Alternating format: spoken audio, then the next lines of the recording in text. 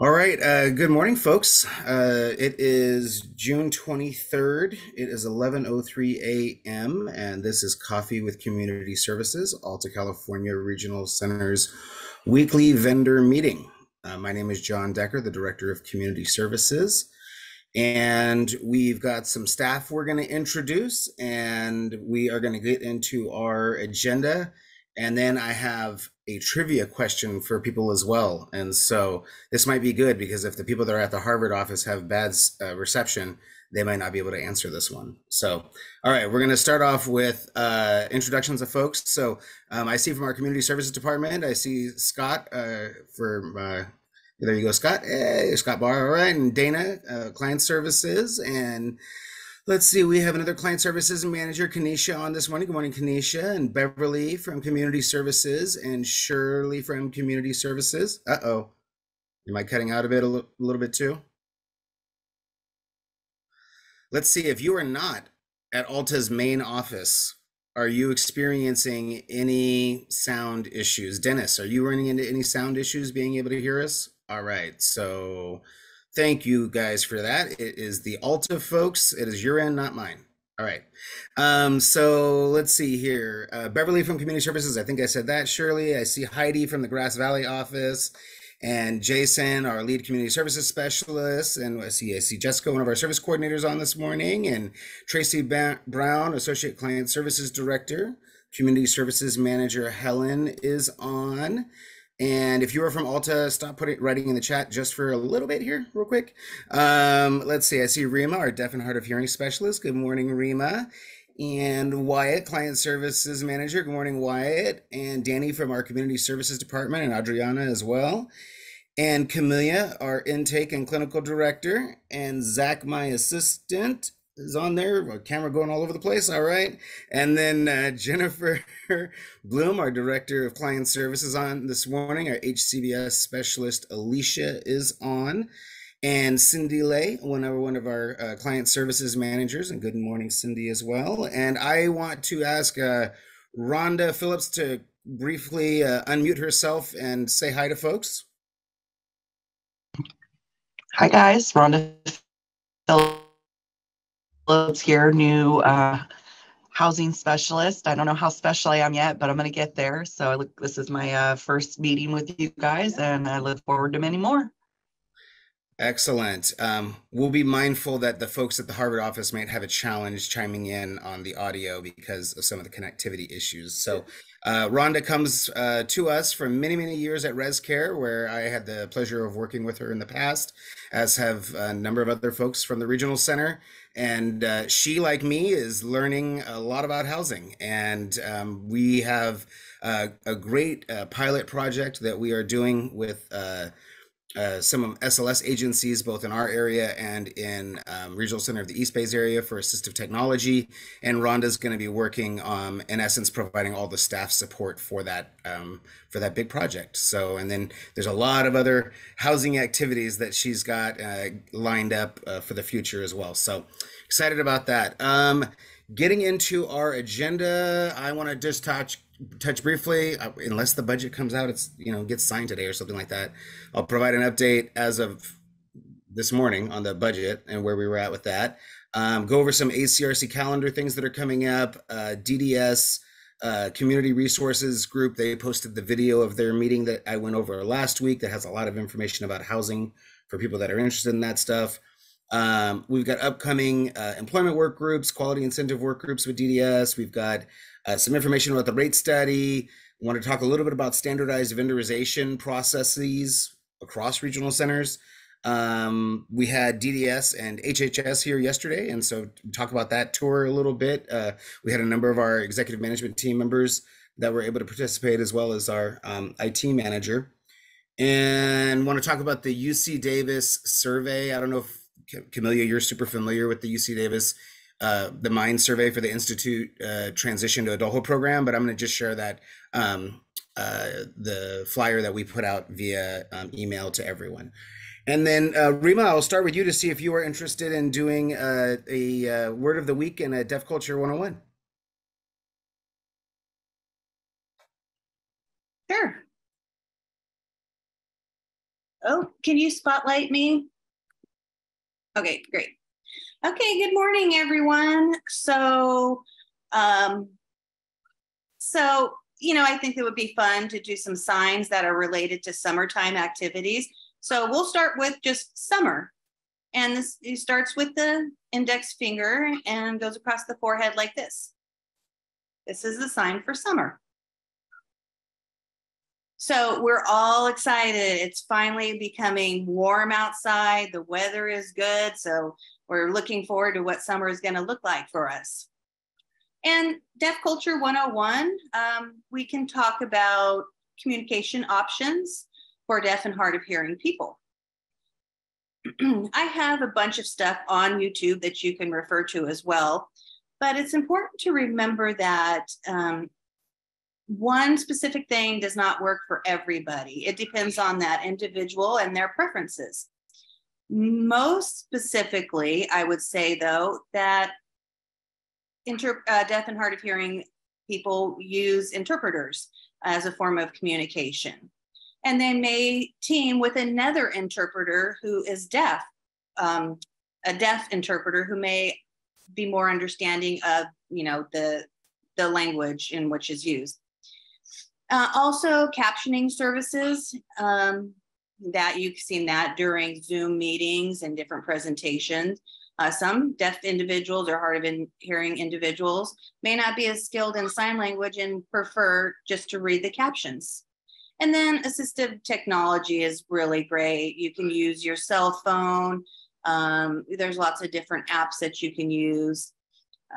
There's also assistive listening devices that deaf and hard of hearing people use, such as a hearing aid or a cochlear implant. Another one might be using a microphone as some kind of listening system. And also a TTY. Now that is a little bit antiquated, but there are some older senior citizen deaf and hard of hearing people who like to use the TTY. It looks like a keyboard and you just send messages back and forth, much like texting. Another form of communication is a video phone where we would connect through an interpreter and we'll see the interpreter on the screen. It's so great to have this technology to aid in making phone calls. It also has a feature called VCO, where maybe I, as a deaf or hard of hearing person, can't hear the person on the phone, but I can speak and I'd like to use my own voice in talking to the person that I'm calling. And then captioning for TV is another great thing that deaf and hard of hearing people utilize. And also writing notes and texting is another great option. They have speech to text apps also, and that can aid in having a conversation with a deaf person. Some deaf and hard of hearing people are good at lip reading. So those are just some different options in terms of communication when dealing with or interacting with the deaf and hard of hearing person. Rima, can I please ask you for one more thing real quickly? Sure. I'm going to share my screen with your webpage from our webpage, and can you mind just going over real quickly just the fact that because I don't think we've ever talked about the fact that we have a landing page for your resources that you share. And so I'm going to share my screen real quickly, and if you would not just mind walking us through what is this? Like whoops, excuse me. I do not want to call my assistant right now. Right now, that website is bare bones. We're still working on it.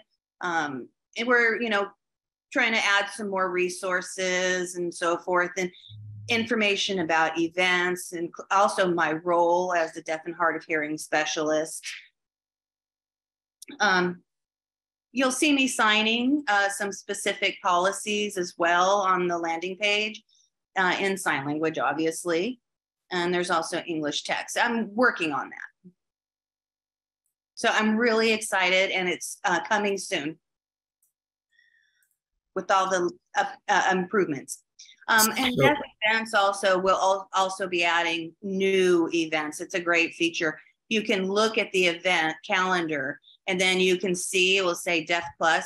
You click on it, and then you go into my page. Well, not my page, but the Deaf Resources page.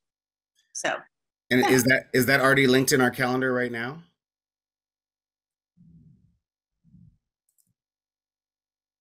Yes. Oh, cool. Yeah, you can There it is. try DEF to resource. download any events, ASL courses, conventions, just a wide variety of supports for clients and families and caretakers as well. I will tell you, I think I learned a new thing. I did not know that they had categorized the ones so that you could click on that. So thank you for sharing that. Oh, That's great. no, thank you for putting out the idea. I think it's a great idea. All right. Thank you once again, Rima. Alrighty. Wanted to talk about a few different, well, actually I was already on the Alta calendar, and so why don't I stay on the Alta calendar?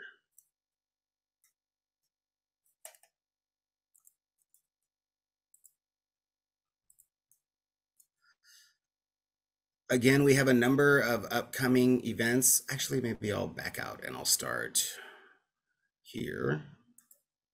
News, events, and okay. So disaster preparedness community forum is coming up. This is the one, if I remember correctly, that our client advocates are also going to be participating in as well. And this is in partnership with our friends at the, let's see, State Council on Developmental Disabilities, yeah, SCDD. So really pass this around to folks. Hopefully, they will have an interest in doing this. I'm going to drop the direct link for people that want to see the flyer right into the chat. But again, this is a great opportunity. I don't know, how many times we talk about the challenges that we face when these disasters hit, and the more prepared you are, the easier it will be. And because individuals that we serve have so many, diverse needs, it's very important to have individualized plans that are developed. And I know again, we spent quite a bit of time talking with our client advocates about this as well. So just want to promote that upcoming event there. And whoops, don't want to go to DDS quite yet. And there's two different dates as well. So you've got a 5:30 to 7 o'clock from on July 13th, and then there's also a July 19th from 2 to 1:30 for that one. Again, a number sensory friendly dance, Tanabata, the story of Orihime and Hikuboshi. And so again, just want to encourage folks that we've really tried to build out our website with a lot of these activities and events. I was mentioning earlier that there's events for the Mind Institute as well. And then we also have their Summer Institute. So let's see, that is coming up here. So this is the Mind Institute. That'll be July 28th. That's coming up. And again, you can find that right on our website. And then we also have coming up from the Mind Institute. Well, they have a survey. The one for the Mind Institute, I believe, is already, the vendorization is already updated, right, Helen? I saw a nodding head. Yes, they are vendored. Awesome. So that one's already done. And then I know this week as well, we sent out a survey to folks to help the Mind Institute improve their transition to adulthood program. Again, we're talking so much about that transition age, and especially with our work with Sierra College. And I don't have Carly here today to give you much more of an update about that, but I just wanted to say that this is the feedback from clients and families is so important about what works and what does not work. And so just want to encourage folks to take the time to take these surveys, pass it along to people that you think are going to be interested. And I am going to drop the information directly into the chat for this survey if you want to take a look at that, or pass it along via text, or however you may want to do that. Or you can, I think, get the QR code right off of here if you want to zoom in and hit it with your camera. You can do that too. So, all right, that is, so let's see, UC Davis survey.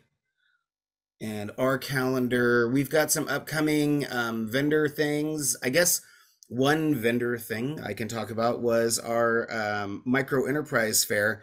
I don't have Carly here, and she is involved in a lot of these things, but Shirley was certainly there, as was Gary and Jason and others of our staff, for the event. Shirley, you want to tell us how it kind of went? What do you think?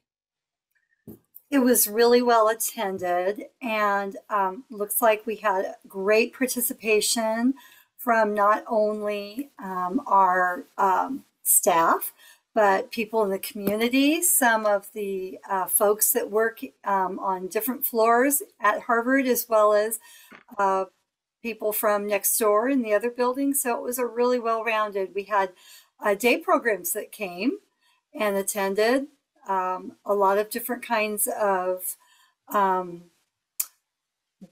opportunities to make purchases. We had clothing items, we had art, we had crafts, no food items this time per se, a snack bar, that was it. But it was really well attended. We're really excited, and we're looking forward to having our next micro enterprise fair late November, early December for people's holiday shopping needs. So we're hoping that we'll have additional participants, client participants at that time as well.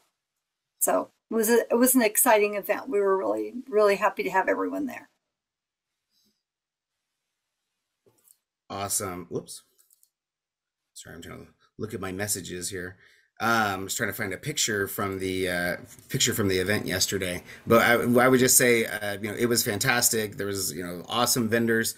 So nice to see people that we are featured in our newsletter, that were out there selling their wares, which is, that was part of the idea that Lori wanted to do with, having a newsletter. Was she really wanted to promote the artists and be able to actually have them figure out ways to make money from the promotion. And that's why we always include where you can buy, their stuff from in the newsletter. And so again, it was so great actually seeing some of them in person, and then talking with them about did you enjoy when you were featured in the newsletter? And, just, very happy about that. And so, again, I appreciate all the work that goes into putting these things on, at the regional center, and we had tons of staff involved, and hopefully again we get a good turnout for our next one for some holiday shopping.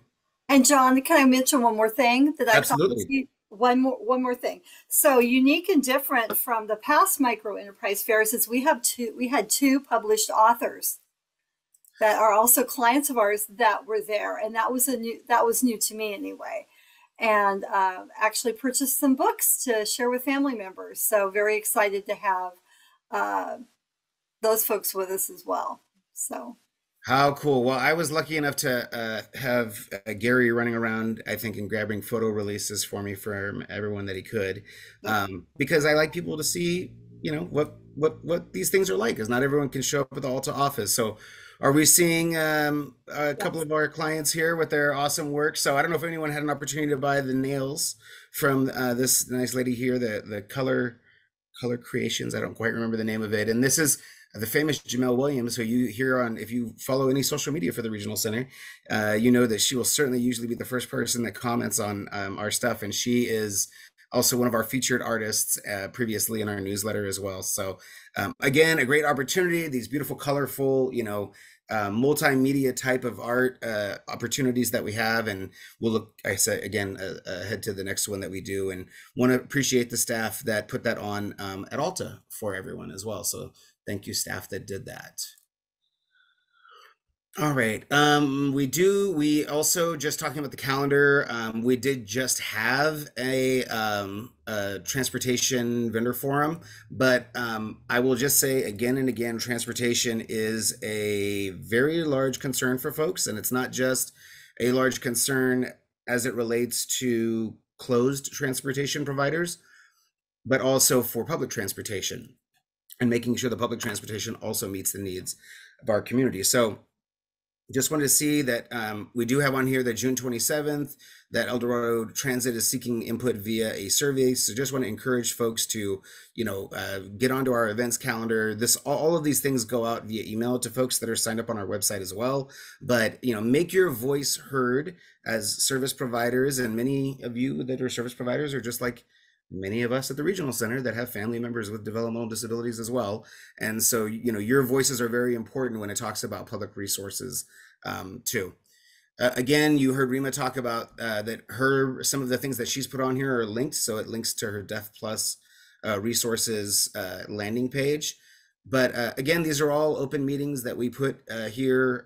In here, we do have upcoming SLS vendor forum that's coming up next month. We do have the early start job fair that's coming up on August 9th. And again, that's inviting all of our early start vendors to set up booths at our regional center so that we can have them, have job seekers coming in and try to assist with some of their ongoing workforce challenges. Many are aware of the big push that has gone on over the years to increase intake and get more people, found that may have developmental disabilities and bringing them into our system and as early as possible to really get those very effective therapies begun as quickly as possible. But the challenges has been we just don't have a service system that has really been able to keep up with that ongoing demand. And I know that it cuts across multiple sectors, not just regional centers. We know that, we heard yesterday that, schools are running into a lot of the same challenges as well. And so with all of that being said, we do have that job fair that we are doing, and we really want to support more and more job fairs for service providers. Again, this is in line with what we did with our DICE Career Expo in Lemon Hill in Sacramento, and the job fair that they just did down in Lodi last week as well. Again, other things coming up: Adult Day and employment programs. Vendor forum is coming up. Let's see, residential vendor forum. We had one of those. We have another one that's going to come up on September 14th as well. So again, just want to encourage folks, get into our event calendar, see what we have for upcoming activities. We do not have, as of at least right now, as far as I see in my emails, we do not have a California budget at this moment. We don't have a signed one. So I just wanted to share real quickly. Cal Matters, I feel like, does a pretty good job. I think I showed last week what Association of Regional Center Agencies put out as far as their graphic for the state budget process, but I'm just going to copy this and drop it into the chat for everyone. But it's always, this time of year, folks are kind of wondering where we're at and what's next and what are the key things that are going to continue to impact us. So this talks about the process, the governor's proposal coming out and the initial hearings that went on related to that. And those were hearings, as you heard, I think previously, or if you've attended our board meetings, Jennifer Bloom had an opportunity to participate in one of those hearings. I had an opportunity to participate in one of those hearings as well. They do those hearings, they hear from people that are, interested in part of the interest groups. And then there's we have the May revision that comes out. Then we have the Senate Assembly deal, and we see the date there. We had the legislature's vote, and we know that the next step is, we will have an approval, and the new fiscal year is going to start. So just scrolling down through here, you can see the different steps of the budget process, and then it also kind of lets you know what the next step is after that. And I just want to kind of bring us fast forward to where we're at right now. Because part of it is that, there's the finalized language for the trailer bills is not necessarily set yet. And so that's part of it, as well as that as we complete the budget process, there's an accompanying trailer bill that we will receive. And that will provide a lot of information that kind of operationalizes, some of the policy measures that are in there. And so we'll be hearing about what the trailer bill is going to have specifically in it over the next, month or so, couple months. DDS will send out an official letter, usually around August or September, that gives regional centers the directions on how to implement a number of these areas. One of the things that folks have expressed to me, kind of concern about is that we still haven't, implemented some of the budget measures from 2 years ago, like some of the DSP pay, things that need to get put in place for like bilingual and things like that. And now we have even more things that are going to need to be operationalized in the budget. So again, just so that you are aware of the information. Oh, look, they have it now on the very front page, state budget information. Very cool. So this is last year's information, and what I was mentioning is that the trailer bill will come out, but then there will also be a letter that goes out to the regional center directors. This one came out a little bit late. It came out in October, but that's because there was a lot of money in the budget, and so there was a lot of things that were discussed that needed to be operationalized. So that information is all going to end up getting posted here, and then as I've done, I think over the last 2 years when these have come out, I go over it with everyone as well so that you're familiar with the guidance that the regional center is getting to implement the state budget measures. Any questions about state budget stuff before I move on? I know I did kind of broad strokes of what was in the budget last week based off of the most recent, like what passed the Senate and what they had in their agenda as some of the different items. But otherwise, I think our plan is just going to be as things become more finalized, you will hear about it as we hear about it as well, because the information comes out to everyone all at the same time. So, alrighty, so that is our budget stuff. I wanted to talk about some upcoming Department of Developmental Services items. Again, in the idea of keeping our service providers as informed as possible. There's 2 upcoming things that I think would be of interest. We had like about 60 folks on this meeting, and so certainly I know there's got to be a subsection of folks that are interested in employment issues.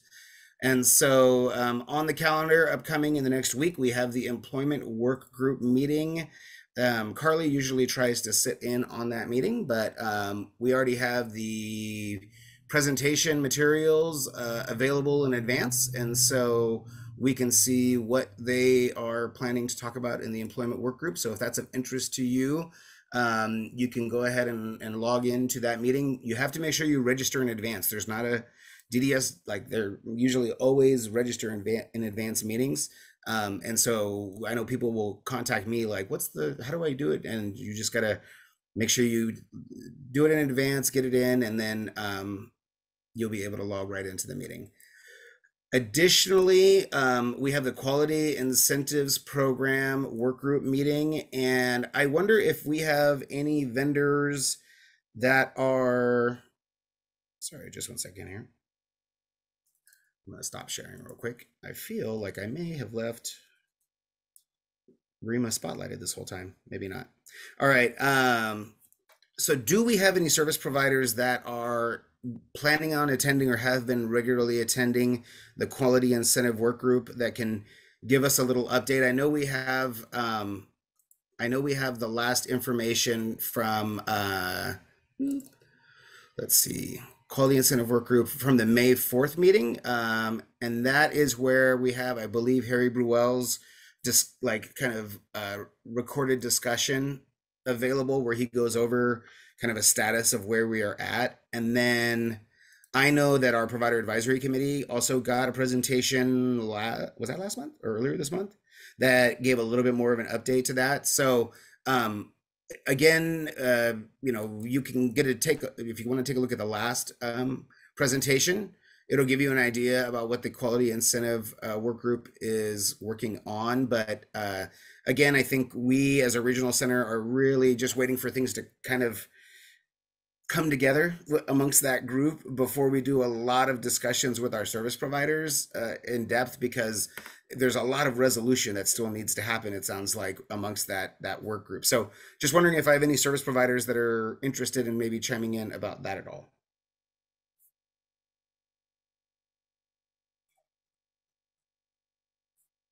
Awesome. Sounds great. What we'll do then is we will make sure that we will update folks after we get the responses from the next meeting. They don't have the agenda or the PowerPoint up available for it. And so I don't know specifically. Again, my understanding is when they had this meeting back in May, there's still some things that need to be resolved. Things are starting to come together more based off of the information that we received at the provider advisory committee meeting, but there still is not, in essence, a resolution. And this is, largely talking about making sure that people get their full rate increases and be able to have their full, 100% of what the rate study says, because for some of the quality incentive measures, which they don't exist for all of the different service codes yet, if you don't have them in place, then you're not going to be able to bill your full amount, or you're not going to be able to receive your full amount. And so we will get into this much more deeply. I cannot imagine us allowing our service system to fall into some huge percentage of our service providers that are not able to actually be able to bill for the full amount that they need to be able to bill to keep their companies sustainable. So we shall see how this work group works together, hopefully to get a solid plan on how the department can assess that these quality incentives have been met, and we can make sure that everyone is able to get their full billing amount that they are entitled to. All right. I did also mention that the Community Resources Work Group, which is part of the DS Task Force, also, if you are interested in that information, that's also posted online now as well. They posted their recording of their last meeting too. I wanted to put some rate study stuff on here because we had a discussion yesterday at the Transportation Vendor Forum, and I just want to remind folks of resources that are available on DDS's website. And so I'm going to share my screen again real quickly. And certainly know that I talk about this, relatively frequently, but there's not been like huge substantive changes. I would say, other than we believe that an ILS rate fix is imminent, and we are kind of, I think the way it's written is maybe that goes into effect January 1. I'm trying to remember if that was what the proposed date is. Oh, Michelle's shaking her head. Yes. Okay. So that means we don't need to worry about operationalizing that effective like July 1. But outside of that, when I met with the transportation providers yesterday, I explained that there was not funding set aside for the, like, for example, transportation rate fix that the department has been talking about basically since the rate study came out. And again, for those that are unfamiliar with what the transportation rates call for, it calls for a per trip rate that is supposed to have everything kind of folded into it. But because it's looking at kind of like the efficiency factor of it, it is not a sufficient enough rate to cover the overall costs that are going to be required. And unfortunately, some of the calculations for staffing and things like that we found in our discussion yesterday with the transportation vendors look like they are fantastic. Being able to possibly pay drivers $27 to $29 an hour or something like that, which people are certainly not able to do, right now at this moment. But there's other factors that are worked into the calculation that don't appear to be correct. As we've talked about the rate study and the rate implementation, this is the official rate implementation timeline, and a lot of this information is pulled from updated information from last year's budget, where the rate study increases got shortened, the time frame got sped up for the rate study increases. But just to restate what I've been stating is that our understanding of it is that by the end of the year, that we have to, have aligned rates amongst different service providers, meaning that we have like a rate methodology, and that rate methodology needs to comport with the rate study. And so my concern is that, there is, also, my understanding, supposed to be a process of talking with providers about this in advance as well. And I'll give an example here under transportation. When will rates need to be converted to trip rates? And this is something that's been kind of I don't know that there's been anything else in writing in addition to this. And this was when the first rates first came out. DDS does not expect regional centers to make changes to current billing practices at this time. So the April 1 of 2022 rate adjustments are being calculated for existing billing units. A specific date has not been set for transitioning transportation services to trip rates, but DDS will work with regional centers and vendors on the timing of this transition to ensure sufficient time to make the necessary changes. As we have an upcoming supported living services vendor forum, many of you that provide that service might remember that about 9 months ago, this was a huge discussion amongst SLS providers as well. Is Alta going to standardize all of the rates like right away. And I guess the discussion was that as of January 1 of 2023, we were going to make all of the SLS providers all have the exact same standardized rate. That was not something that we put in place because our understanding of the rate study was that the rates don't all need to be standardized until the end of June of 2023. I guess the area of concern is that if there is supposed to be a back and forth process with the regional centers and vendors about the timing for this, like the time is going to be continuing to get shorter and shorter as we need to re-vendor a number of the different services to possibly different service codes in order for people to be able to continue to get possible rate increases and definitely quality incentives that are tied to using the rate study rates.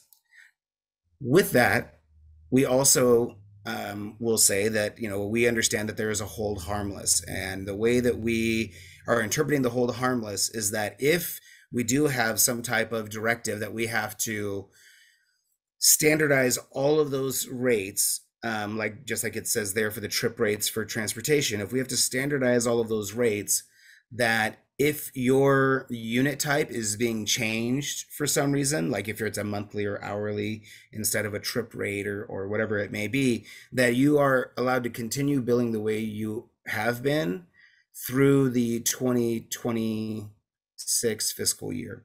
And at that point, then, for example, if you are a vendor that has an awesome tailored day service rate that's really high, if they don't do any subsequent changes at the department, then your tailored day service rate would get rolled to what everyone else's tailored day service rates are, or any other the other standardized rates that are out there.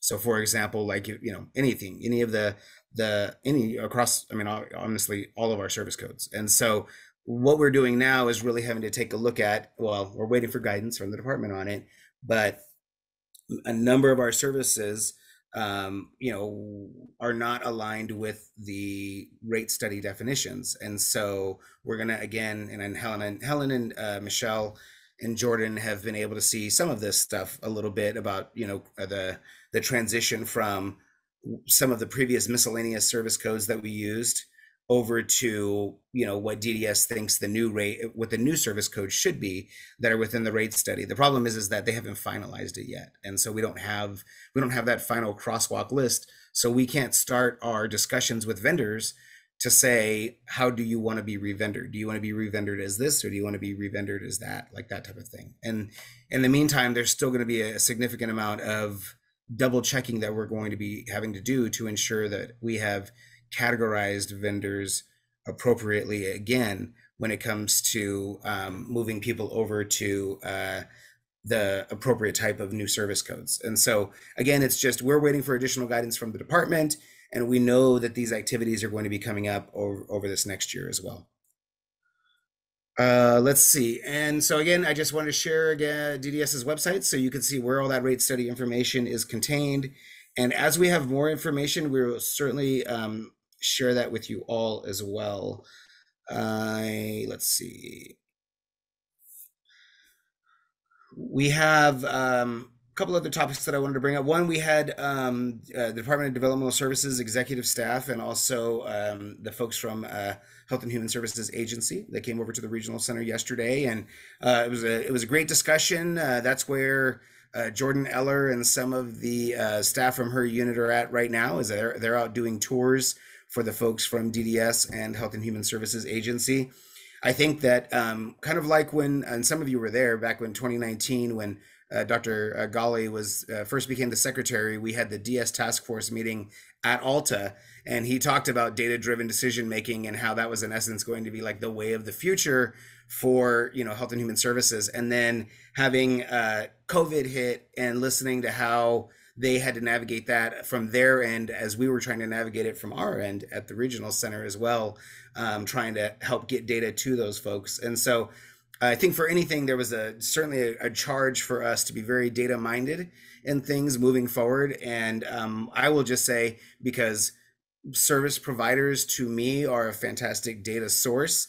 And some of the things that we've tried to do, the surveys and things like that over the years related to workforce challenges are kind of tied to the charge that we got previously. We don't want to do a bunch of these activities if you're not really having those types of issues and challenges. So Camelia or Jennifer, I don't know if you guys have anything else about the experience. It was great to meet with them, and yeah, anything else?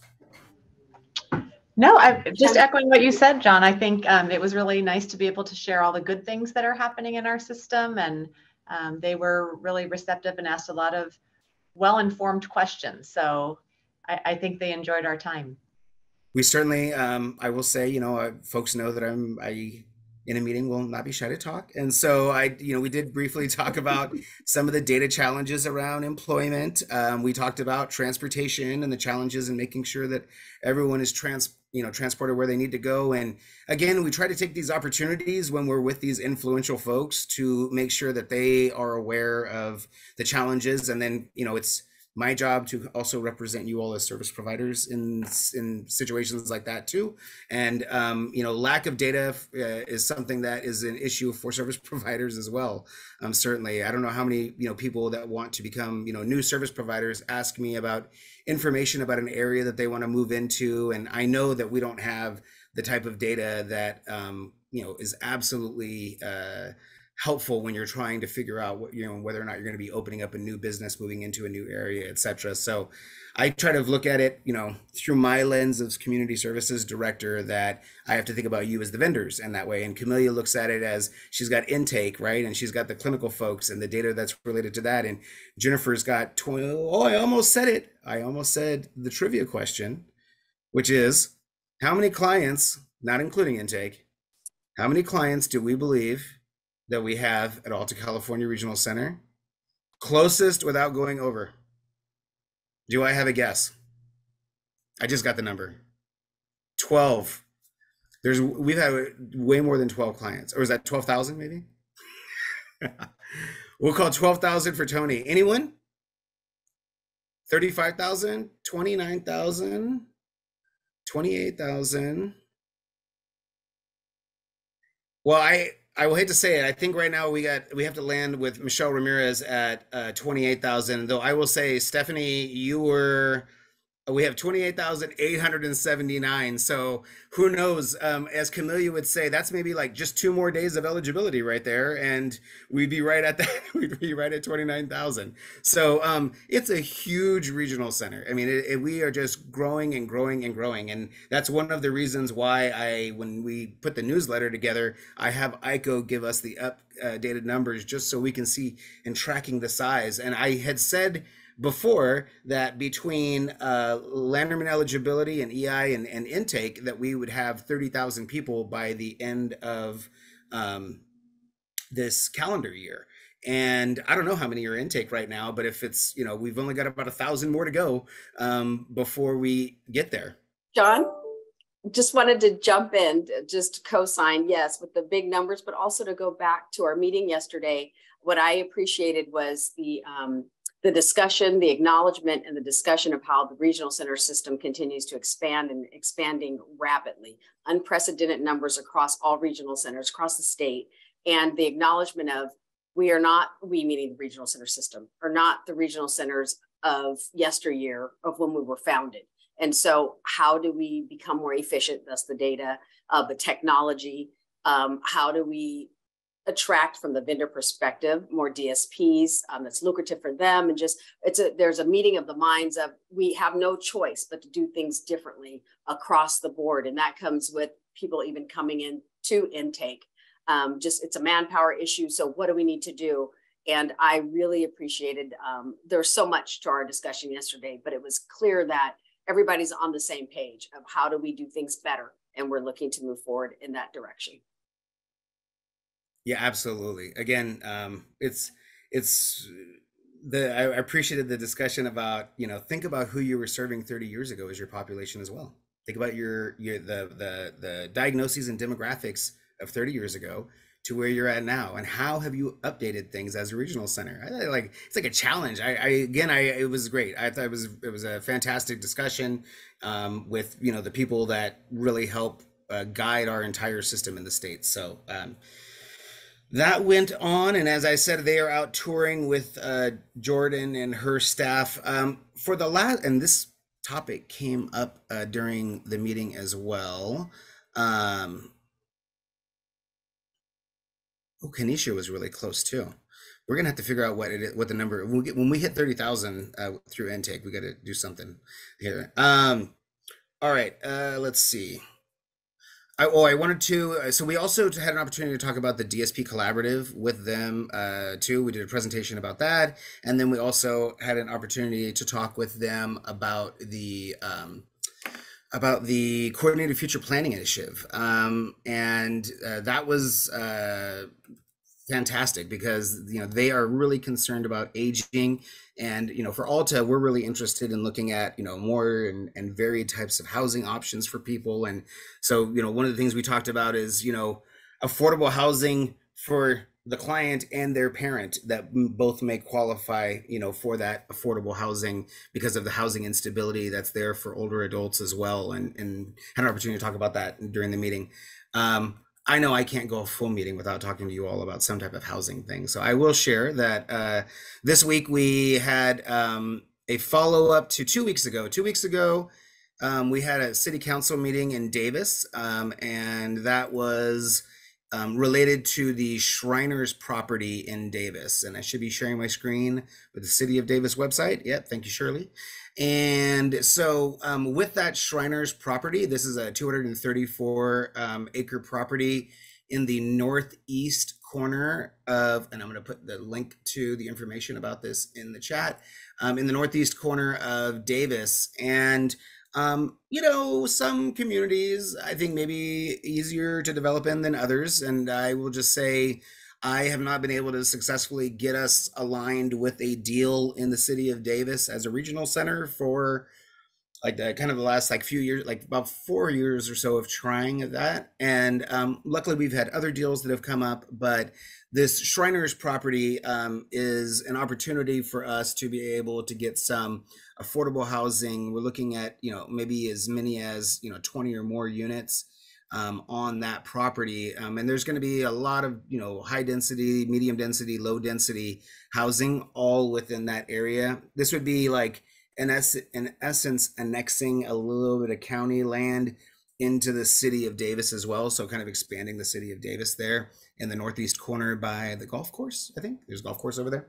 And so environmental impact reports and getting things to the phase of developing environmental impact reports so that you can start getting entitlements for property, like is a tough process to get pushed forward sometimes when people are concerned about like really dense growth in their city.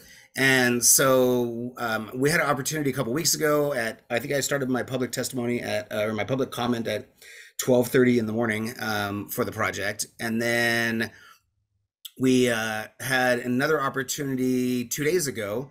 They had a follow-up, or on Tuesday, excuse me, they had a follow-up city council meeting. This one was at 6:30. It did not start at 9:30 p.m. like the other one. And we had an opportunity to be represented there. We had the team of folks from the development team, but then I was there. Peter Mendoza was there in person from State Council on Developmental Disabilities. Robin from Team Davis, if anyone's familiar with Team Davis, there was some Davis parents and advocates that were there as well. And so it was just a fantastic opportunity. The city council was not interested in hearing us give public comment again about moving the environmental impact report forward for the Shriners project, but they were interested in us talking about the housing needs of people with developmental disabilities.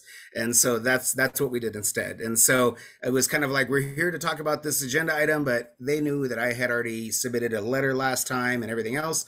And usually my job is that if I've got people with developmental disabilities or advocates or family members, is to just get out of the way. So I did a very quick, we're back again, and we want to talk more about housing for people with developmental disabilities in your community. You know, 1,900 people with developmental disabilities live in Yolo County. There's currently no set aside housing just for people with developmental disabilities, you know, in the city of Davis. And we really want to grow this, you know, and provide these opportunities. And then Peter Mendoza did an amazing job as usual with his housing testimony. And then again, we had family members as well that did it. I did find out that and was not till several hours after I left, they finally finished the arguments about it, and they've moved this project forward to environmental impact studies. So again, this is like such an early step, but you have to do so many of these things in order to get like a Mirasol Village accomplished. In order to get like one of those projects done, I will tell you it's at least right now, at least a 5-to-1 ratio, if not more than that, of ones where I am supporting projects to ones that actually look like they're coming to fruition. So we're probably supporting or have supported more than 20 projects. And right now we have kind of like 3.5 because we've got that one in Lake of the Pines that we're still waiting on the approval from the department, which we think we're going to get next month. Alicia, we've got a special presentation next month as well, or next week, excuse me.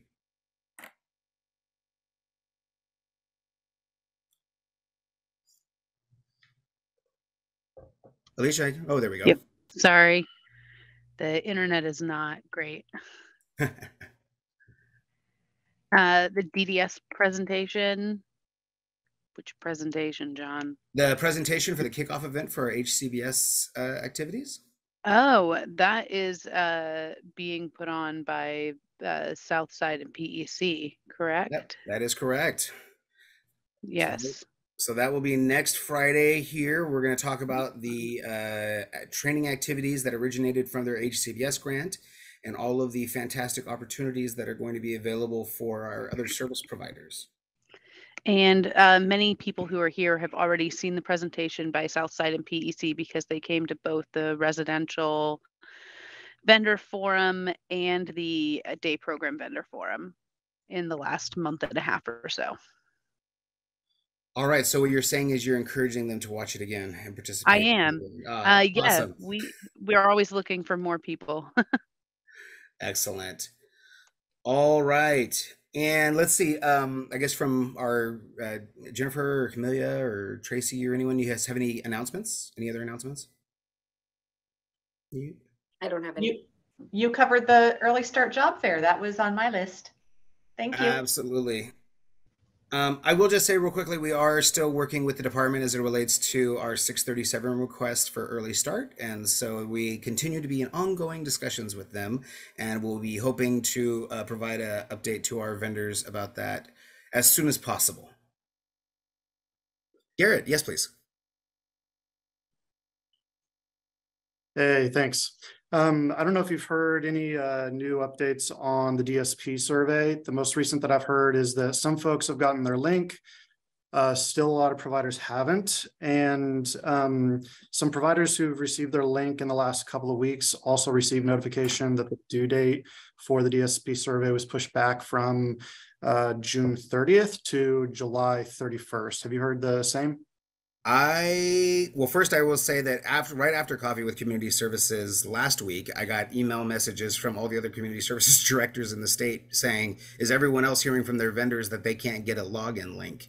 And so survey, I will say, I don't know that I have information or that I've received information about them pushing it back.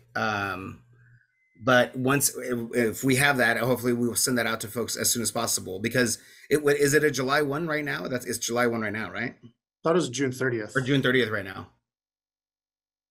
Yeah, I don't have it. I don't have anything, I don't think, official that indicates that it's being pushed back, but I will make sure that if it comes in, we'll send it out to providers this next week.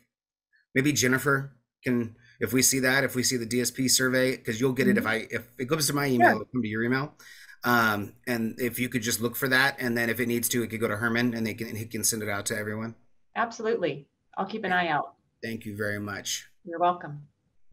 Alrighty. Well, I hope everyone has a great weekend. It's going to be nice weather, and appreciate everyone's discussion today, and look forward to talking to folks next week. Take care.